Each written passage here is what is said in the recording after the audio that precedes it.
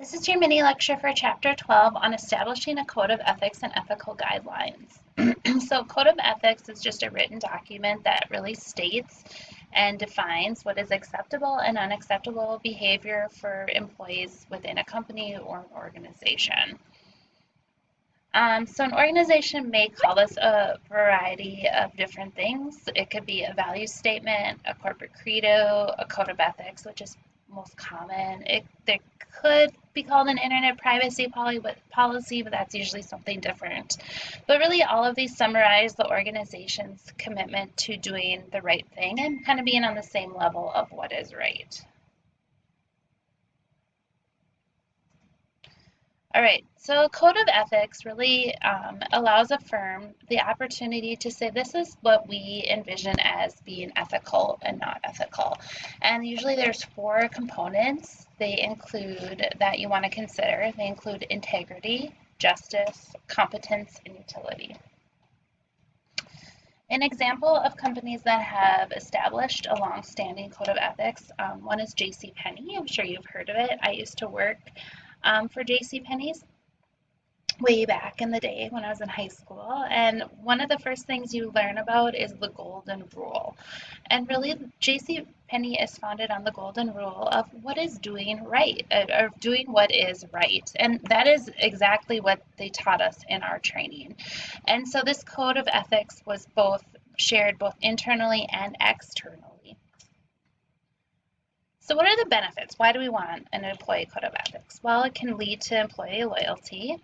It can help to decrease unethical behavior. It can increase our competitive position.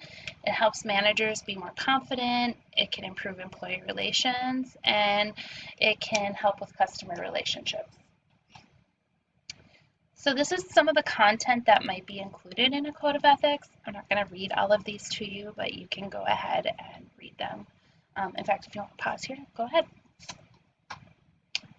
There's also called total responsibility management, and how this looks at a code of, and how this relates to the code of ethics.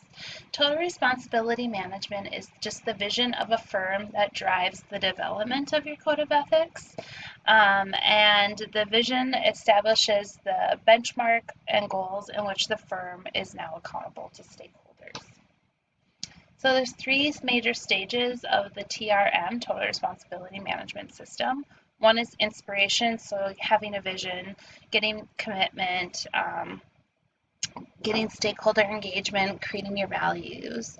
Then it's integration, so here you're changing strategies and management practices based on your total relationship management strategy, building human resource capacity and integrating this all into your management systems. And the next is innovation, so assessment, improvement, and learning systems. So measuring, having transparency and accountability, improving and learning based on your total responsibility management plan. So what are the steps for an effective code of ethics? Well, get involvement by owners and employees. Get commitment from senior leadership. Make sure you have a mission, vision, and value statement. Have a reporting system and a compliance office. Have enforcement and implementation processes.